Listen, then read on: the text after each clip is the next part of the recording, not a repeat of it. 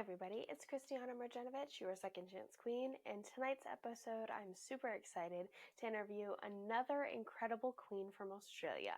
Her name is Nicole Missios. Nicole Missios is 24 years old from Melbourne and a national finalist for Australia Legacy USA Pageant. Nicole Missios is 24 years old from Melbourne and a national finalist for Australia Legacy Pageants in 2025. Being diagnosed with ASD, or autism, in 2013, Nicole uses her disability to be the best version of herself and always tries to reach her goals no matter what comes her way. Being able to achieve many awards academically and sport-based, Nicole has defied the odds and has proven that a disability does not define you and you are capable of achieving anything you want to achieve.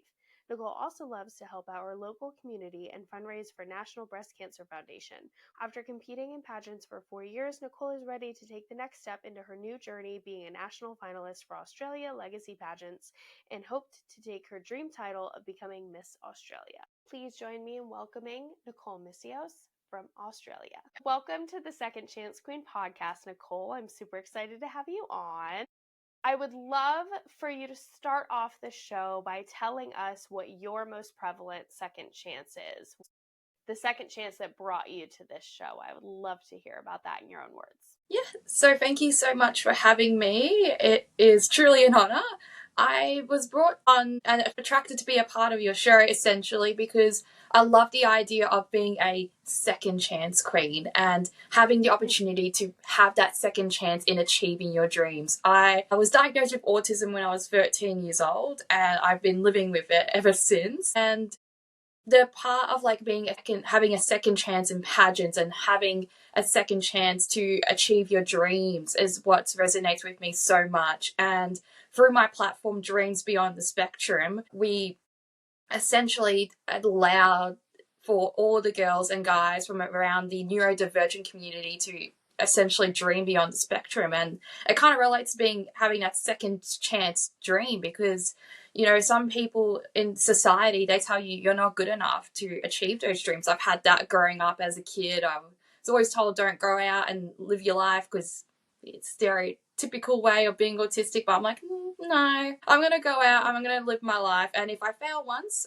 I'll come back and I'll try again. And that's what I keep doing with pageants, and hence why I'm a national finalist for Australia Legacy Pageants in 2025. I absolutely love your story. I love that you're raising awareness with neurodivergence. I myself am diagnosed ADHD, so it's in a kind of similar realm to autism. And so I love that you're using your voice to bring awareness to that. And it's not something you see a lot of neurodivergence in pageantry, especially. No. So you're a pioneer in that way, which is super duper exciting. Yeah, it is crazy. But it's so good because the first year I ever competed, I felt like I was the only person that was like openly neurodivergent. And now this whole community's come together and everyone's like, yeah, I actually, I have ADHD as well. I'm like, where have you been? We can be friends. I love that. I feel like neurodivergence, if you're a part of that community, whether it's autism, ADHD, and there's a lot of us that kind of overlap and are like ADHD, where we're autism and ADHD. And that's such a great community to be a part of. I feel like so many amazing creatives come out of that space. So I look at it like a benefit, to be honest. Yeah, it is. Do you feel like your diagnosis at 13 was in itself kind of a second chance? Did that answer maybe questions for you or make things a little bit more clear for you? It definitely like opened a lot of like doors and like just kind of let me feel like I just was like, oh, okay, I'm not just imagining all of these things I'm doing that my friends aren't doing. It was like, oh, okay, so this is an actual thing. It's not just a me problem. So it was kind of weird, but because I was so young, it kind of got brushed underneath, and my parents were like, okay, well, if it doesn't affect school, then we'll brush it under. I was like, but what about my social life? So I kind of had to learn how to just navigate it throughout my whole like teenage years and young adult life. And it was a bit challenging at first, but with the support group I have with like my friends and like the universities and everything, I kind of just ended up finding my way to where I am now. That is so exciting, that you've been able to really find a place that you felt home. I noticed something that you've mentioned on your social media was your system feeling like home. So tell us a little bit more about your particular pageant system. Yeah, so this year around I am competing in the Australia Legacy Pageant, and it's actually quite a special system. One of our directors, Emily Egan, I actually did my very first pageant with, and she won her Miss Australia title then. So to be a part of a pageant, she's been the director, and Danica as well. She's a lovely, lovely director, lovely pageant friend I have in this community, and the friends I've made throughout the years, I didn't think it would be possible, but I'm just a part of a community that uplifts everyone, and we all celebrate our achievements, and we're there for each other when we're feeling down and we need someone to have a good cry to, and that's what's so special. One of your past interviewees, Nikia, she's like one of my best friends, and even though we live quite a few states apart, she's actually down to come hang out next week. So I'm like, we've just got such a sisterhood that, like, even doesn't matter what pageant you're in, you have your pageant sisters around you, and that's what makes it so special. I love her. She was amazing. Speaking to her was so much fun. So that is really cool that you guys know each other and are getting to hang out. A little jealous that I'm so far away because I would love to join. You have to just come down, fly down quickly. Right? But I love that you've built that relationship, and I love that you feel so at home with the legacy system. What would you say you want your legacy to be? I would say my legacy will be that I was a queen who didn't let society tell me what to do, and I went out and I did basically dream beyond the spectrum, essentially. I didn't let others tell me you should do it this way or you should do it that way. No, I want to be the queen that went out, advocated for autism awareness, and made an impact in our community, which is so, I've already been doing that, and that's part of the legacy motto, is leaving a legacy beyond the stage. So throughout pageants, even if it's just the smallest thing at university and just speaking in one of the neurodiverse clubs we used to have, it's just that leaving that legacy beyond the stage is so special to me. It sounds like you are definitely leaving a legacy beyond the stage because you have formulated this incredible platform that is teaching so many people to rise beyond the spectrum and not be held back. What is your biggest piece of advice for someone who maybe is newly diagnosed or maybe isn't diagnosed but suspects that they are on the spectrum? What is your best piece of advice for them? I would say the best piece of advice is to reach out to someone you trust and just have a chat to them about it. And it could be, your best friend or your mother, whoever it may be, and just explain how you're feeling. That is the best piece of advice. The best thing is just to have a chat and just be like, I think maybe I could, get a diagnosis. You could go talk to your general practitioner and see if that is an option. But also, there are many resources online that can help you through that as well. And even just small general strategies that you might be like, okay, I might have to just adapt a little bit differently or do this slightly different. And then yeah, you'll be fine. There's also, like, for the pageant girls, we do have our monthly neurodiverse networking session. So we come together as a community, whether you're being diagnosed or not, online, and we just chat about like general tips and tricks of how us neurodiverse girls navigate the pageant world. And that's something also really special because, like I said earlier, when I first started in pageants, I felt like an outsider. But now there's so many of us from the UK and Australia that can connect and be like, yeah, I do this at a pageant. That really helps me. I'm like, wow, I'm going to see if that helps me as well during pageant week. So there's just many different ways connecting with others. And yeah, if you feel like you want a diagnosis, go talk to your doctor and see if that's a possibility. Had no idea that there was this network. That is amazing news to hear. What would you say has been different, do you feel, for you as a neurodivergent person competing in pageantry? Is there something that you find maybe more difficult than a neurotypical person would, or how neurotypical, but Yeah. I like the way we are. But is there something that you find that maybe is a little bit more difficult for you because you're neurodiverse? Yeah, definitely an interview is it's the hardest part for me. I struggle with eye contact so much, even just in my daily life. I cannot look at people and talk to them. I just look down. I'm like, I like you, but I'm just going to look down because I can't look at you. But yeah, definitely eye contact and just my anxiety and stuff. And that can come from anyone, but for me especially, I may feel fine, but my body will naturally react and start panicking and be like, oh my gosh, we're on the stage. And I'll start shaking. And it's hard.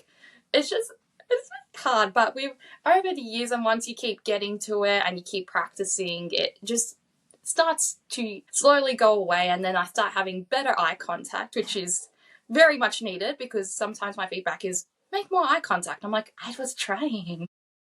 I love how candid you are about that, and also self-aware. I mean, you point right out the gate. We're like, eye contact.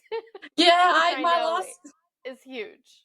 My last interview, I felt it so much, and I'm like, why am I looking down? I'm meant to be looking at the judges, but I'm looking down. Well, I love that you are aware, though, and it's something that you are working on. But I feel like sometimes our bodies tell on us, because I know for me, I can be perfectly fine in my head and I love interview.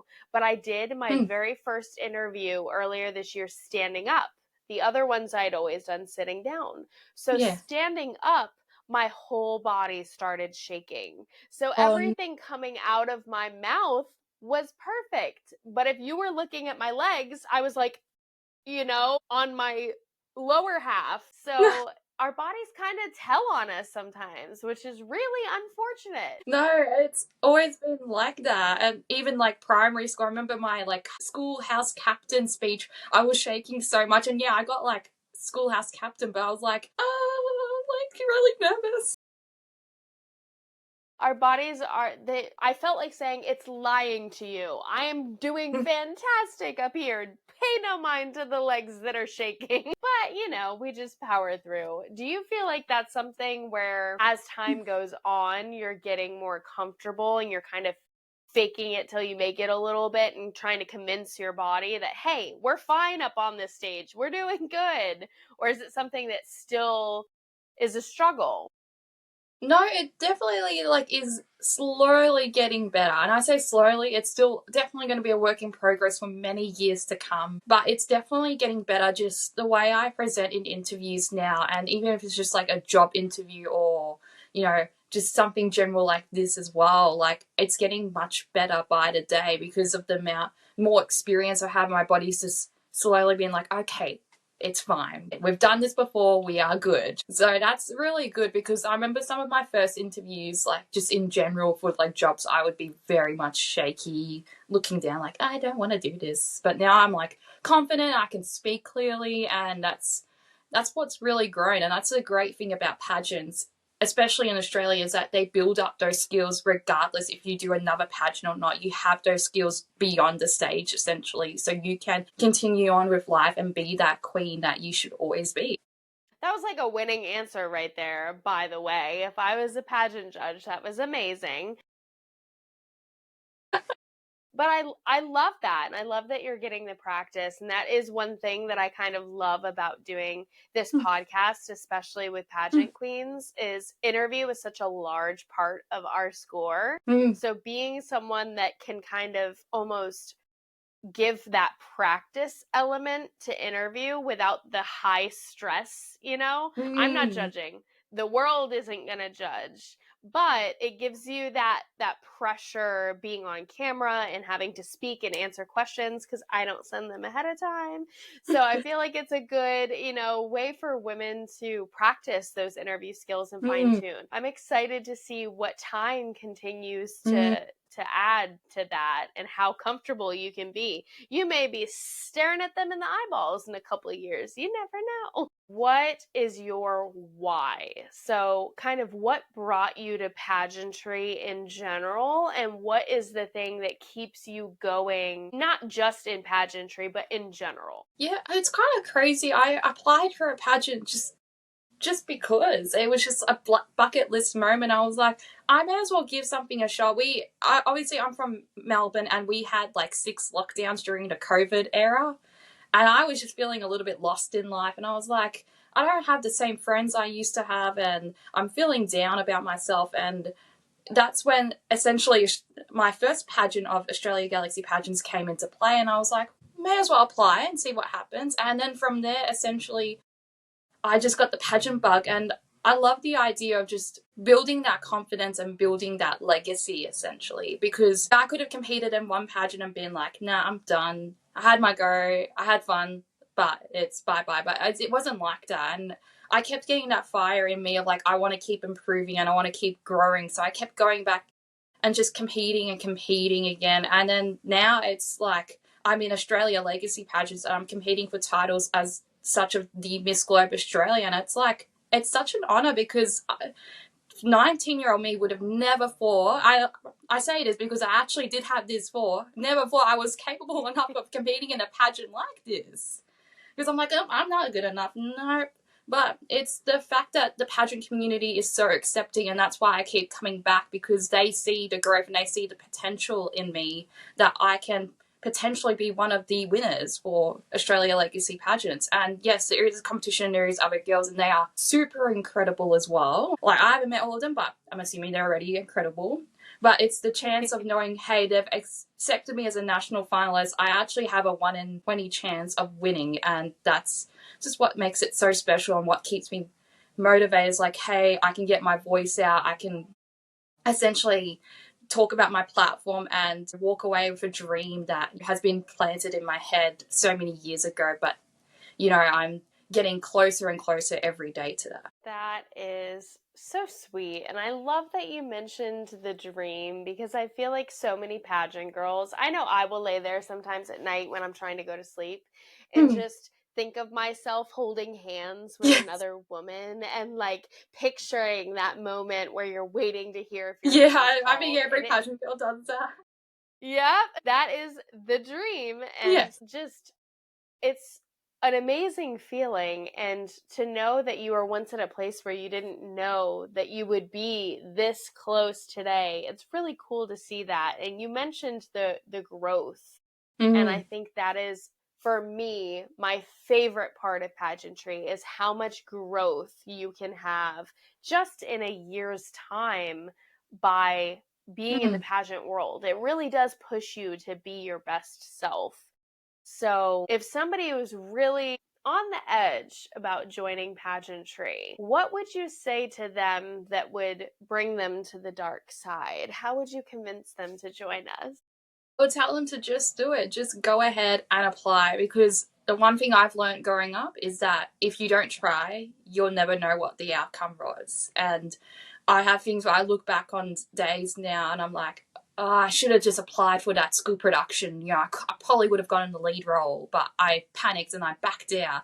And now I'm like, oh, I should have done it. But it's essentially just going and giving it a shot. The worst they can say is, sorry, not this time, or you didn't win. But that's okay. You come back and you try again if you really want it. If you have that dream, you come back and try again. It's just incredible, like, this pageant sisterhood. We're all friends, we're all sisters essentially, and we're all here to help each other. It's not, you know, this girl hates this girl. No, it's never like that. So even if they're on the fence about like, I don't know what the community's like, it's like we're all essentially a family, and we're all here to help each other, and we're all here cheering each other on. Next week, you know, we've got friends competing in the United States, and, you know, we're having watch parties because we want to cheer them on so loudly at 8 a.m. in the morning because of the time difference. But it's that community of we're all there for each other regardless of what you're doing, whether it's a job you just got or you did win or you didn't win. We're all here, and that's what makes it so special, and why everyone should just become a pageant girl, essentially. Everyone deserves to wear the shiny dresses and sparkly heels and to try for that crown. Yes. I agree. I couldn't agree more about the sisterhood with pageantry. I think that's it sounds really cliche because everybody's always like sisterhood, sisterhood, but it's so true. Some of my very best friends are women that I've met at each one of my pageants that I've competed in. And you find these women that are just so high caliber. There's not drama and cattiness and competition. It's just fun, and you're making friends, and they wind up being lifelong friends. And that's a really cool part of pageantry. So I love that you highlighted that. Something I asked you, I want to ask you the opposite question now. So I asked you about an aspect of pageantry that was maybe more difficult for you being neurodivergent. I'd love to know if there's a aspect of pageantry that you find that's kind of your superpower, somewhere that you feel strong in with pageantry. I would have to say I have a little secret hidden talent. And this is a weird hidden talent, but I'm able to find like absolute bargains online and find you dresses and outfits that I will see online at ridiculously cheap prices. That is my secret hidden talent. Don't ask me how it happens. That's amazing. My last evening gown I found online, like secondhand, $200. I was like, I'm taking it. I'm taking it. I need to hire you as my personal shopper because that is amazing. that is a very cool hidden talent. Yes. And then going off of that more, I would have to say like organizing and just planning and being prepared that is like just something that naturally flows. I will have schedules and timetables, and then my friends will just look at me and be like, Nicole, why aren't you an event planner at this stage? Like, you're basically planning this. And I'm like, no, I've got to keep planning. I've got to plan from the minute I leave the airport to the minute I get to the hotel and what outfit I'm wearing and everything. That is just what flows so nicely, is how like I'm prepared and how I, get all my Excel sheets ready and all my files and documents. That's really like the fun part, is just preparing and making Excel sheets. I would not have thought of preparedness in the form of Excel spreadsheets, but I definitely feel like that's a strength, because being prepared is what takes you really far in pageantry, especially. So every girl needs a pageant Excel sheet. I have like my main one, and then I have all the tabs underneath, and it's like coaching notes, outfit schedule, final schedule. We've got budget sheet, bookings, everything. Honestly, it's any pageant girl can do this. It's not even a secret. It's like, you can just open Excel, Microsoft Excel, and start an Excel sheet. It's a anyone else can use it, because it's not like a secret. I feel like you just kind of found like a product that I could totally see you selling and making a ton of money on, and it being like the neurodivergent guide to pageants with like Excel spreadsheets and like how to get them started. That would be amazing. I feel like I would buy that, and probably a bunch of us would buy that. Speaking of neurodivergence, I would love to hear more about your specific platform. Have there been any cool events that you've done? What are you building with your platform, and what should we look forward to? Yeah. So my platform of Dreams Beyond the Spectrum, we hold monthly neurodiverse networking sessions, which I kind of adapted the idea from my university, which is essentially a way we all come together, us neurodivergent pageant girls. We meet once a month and we basically just connect, and it's just a way for us to have a community. Especially when you're in pageant week, you might not know any other neurodivergent queens, but having this online forum is super special, because you can just connect and just learn from so many other people, which is super incredible. And I absolutely love every single time we do it. We've grown it from people to the UK and around Australia. So hopefully we can grow and expand it even more. While I'm a national finalist for Australia Legacy Pageants. And then we're hoping that a few weeks we'll be starting up my little interview series of Dreamt Beyond the Spectrum. We're interviewing other neurodivergent queens, and we're essentially hearing their story of how they became how they are now and how they dreamt beyond the spectrum. And then also just other ways of just advocating online, sharing my story and getting the word out to the community, and essentially giving tips and tricks. I don't know for you, but in Australia we have the hidden sunflower lanyard, which you can wear at airports or train stations or just out and about, and it's just a way of, instead of if you feel scared and you don't want to acknowledge that you are neurodivergent or you have a hidden illness or disability, you can just wear the lanyard. And this actually works because I did do it when I came back from Sydney. There are different ways for you to get around, say, the airport. And an easier way for someone like me who gets a bit overstimulated, they have like express lanes for people who do have the lanyards around them or on them. And it's just a way so they don't get overwhelmed very easily. Or if they need a quick line, they have that line. And it was really good. I do have to give a shout out to the ground cabin crew of Virgin Australia. The lady, she noticed my lanyard was on me, and I was half asleep, running on 5 hours of sleep over 2 days. I was out of it. I was like, I just want to go on a plane and go home. I was like so tired, and she noticed and she helped me check my bags in because I was flustered at the time. And I was like, it was just so good having that lanyard on and just helping other people know about that service, that they can just get a lanyard and feel more supported while they are traveling. Because sometimes for me, traveling on public transport can be quite overwhelming for me. Yeah, it's just an easier way, and just through sharing those tips and tricks online, it can help someone else out so much. And yeah, just continue to grow my platform in so many other ways. I love that you're raising awareness for that, because I have seen the sunflower lanyards at the airport. That is something that they do in the United States as well. And seeing that, and now you raising awareness for it in Australia and around the world, is phenomenal, because traveling can be super overwhelming for those that are not on the spectrum. So I can imagine that it is extremely overwhelming with sensory processing and all of that stuff kind of happening all at once. So that is super important that you're raising awareness for that. And I love that. And I love that you've created this community, because there are so many more, I believe, out there, neurodivergent pageant queens than we know, because I think a lot of us are very creative and very performative. So pageantry just kind of is a world that we find ourselves in, but it's a world that's maybe not necessarily built for us. So it's really cool that you've created a space where everybody can kind of mesh together and give each other tips, and creating a community. That's super important. I love that. If you could become famous tomorrow and you had a quote published, what would you want your quote to be? Oh, that's a tough one, actually. I would say, I feel like my quote would be to dream beyond the spectrum, essentially. That would be my quote in life. And it can go in so many different ways.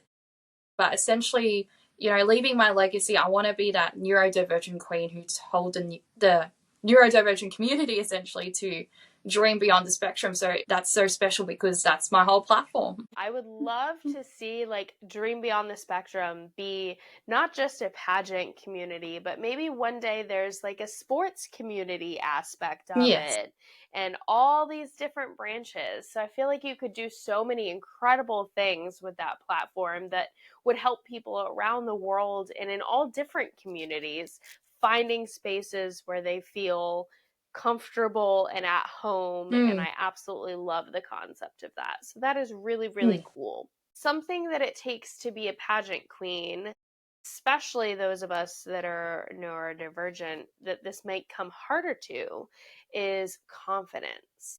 What would you say your definition of confidence is, and how do you portray that given the different difficulties that you may have with eye contact and things like that? Confidence is knowing you are your best self, and confidence is going out and giving it a shot. And that's what is so special, especially for me, because yes, I might not be good at eye contact, but if I'm confident in myself and I'm going out and living my best life, then that's going to shine through so much more. And people are going to see that inner radiance of how I'm just radiating positive energy and I'm just loving life. And that's what matters, essentially. Because, yeah, I might not be good at eye contact and I might not be speaking well to people, but then my energy, I may feel confident on the inside and I'm just radiating that energy. And that's worth so much more than just, yeah, I nailed eye contact. But sometimes my eye contact can be a little bit like, oh, we're just going to stare. We're going to stare and hope for the best.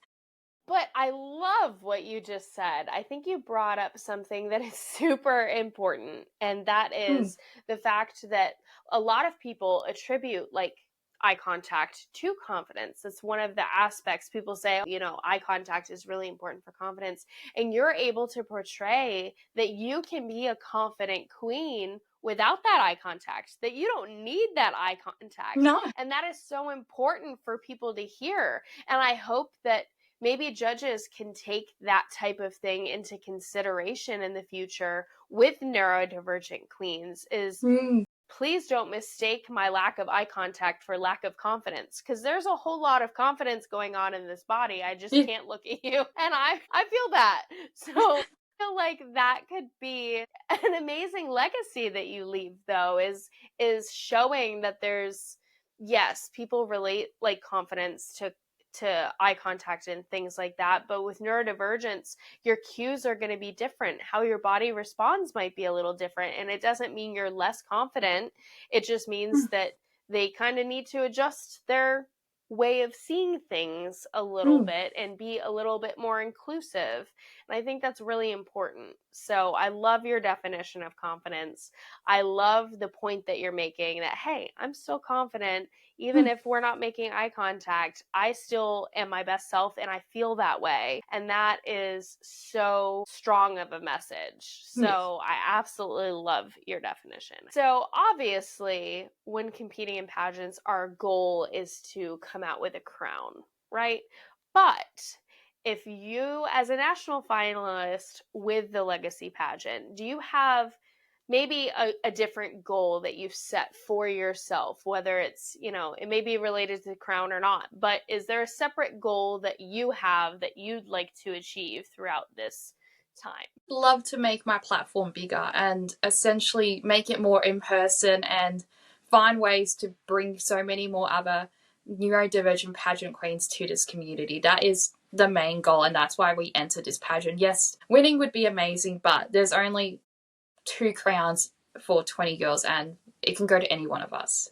But the main goal is to know that stepping away from this pageant, I have left my legacy beyond the stage. And I know that through building this platform of dreams beyond the spectrum and essentially growing myself as a person, which I'm already doing now as a national finalist, is so much more worthy than just, I just want the crown, which, yes, it's great, but there's so many other great areas that we can build off and gain and achieve than just winning. And I've experienced that in other pageants. My last pageant, I didn't win, and that's okay. But I walked away and I felt so proud of how I did. And that's what matters the most to me. I was like, wow, my walk improved. And I've been working on that for 3 years and it just looks so flawless. I could even fault it myself.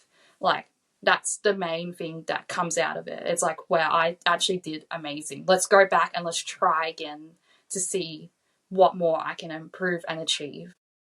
I love that you are so confident about your walk and your performance, and you recognize that it wasn't something with you. You bring up an amazing point that there's 2 crowns for 20 women, and each one of us, when we compete at these pageants, each one of us are worthy. And that's something that I think we all have to really hold on to, is it's anybody's crown. And if it's meant to you, it won't pass you by. So the fact that you kind of were looking at your performance and were like, look at how much I improved is amazing. And I feel like that's very similar to the experience that I had with my last pageant last year. Was I didn't win, I didn't take home the crown, but I could see how much improvement I made between the first pageant and that pageant. And that improvement meant more to me than anything. I remember there was somebody that was working both pageants behind the scenes, and they didn't even recognize me at the second one, that I was in the first one, because I was so completely different.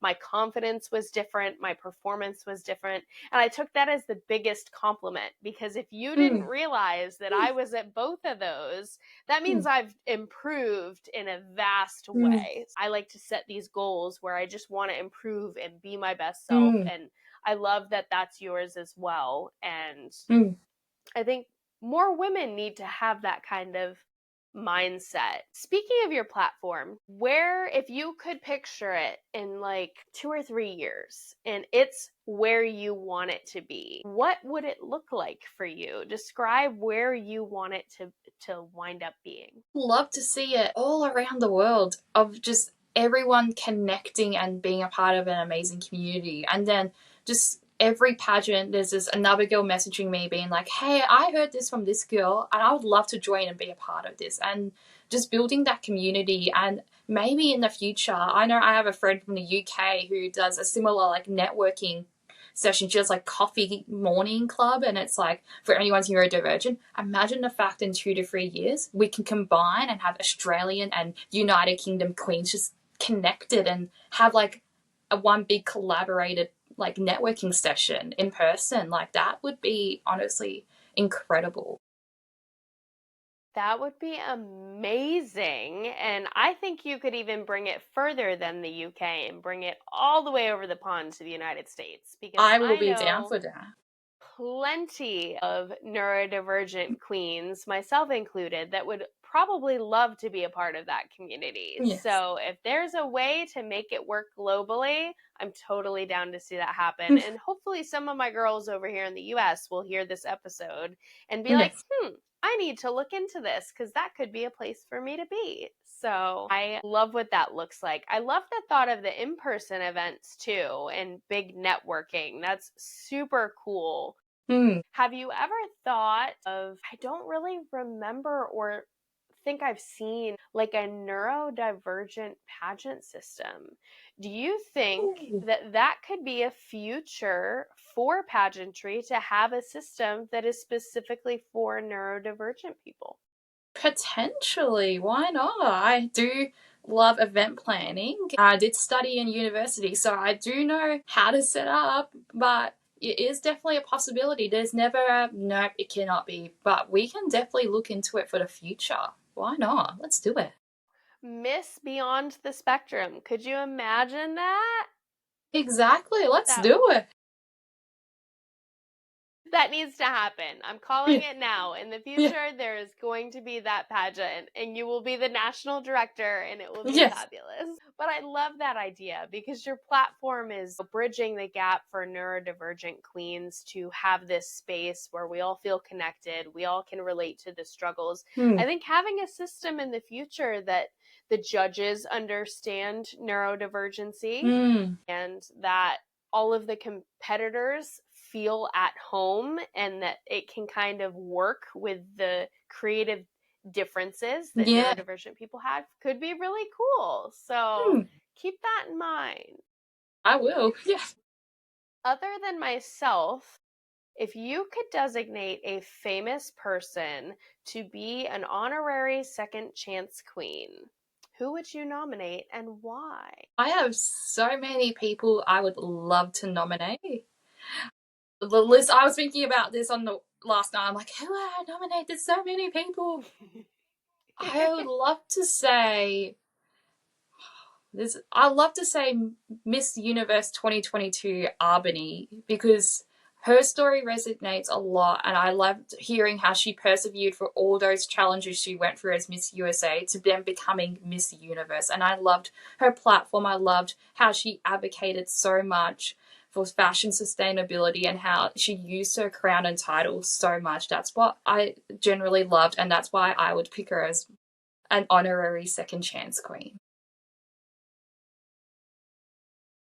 Well, she is welcome to the ranks, so I will be sure to let her know. That is amazing. Is there anything left that you haven't shared that you want the listeners? If your judges are watching this, what message would you want either your judges or neurodivergent people that you're speaking to? If you could put a message out there that you really want the world to hear, what would that be? I'd say the message would be to dream beyond the spectrum. That's my message. That's what I'm leaving at. Mic drop moment. That's what it is, because essentially, if you're a judge listening to this, that is who I am. I am a girl who was diagnosed with autism at 13 years old and told essentially I couldn't achieve my dreams growing up. But I went out and did it anyways, and I was a girl who dreamt beyond the spectrum. So yeah, that's my final legacy message. I'm competing in Australia Legacy Pageants. That's my legacy message. Absolutely love that. That is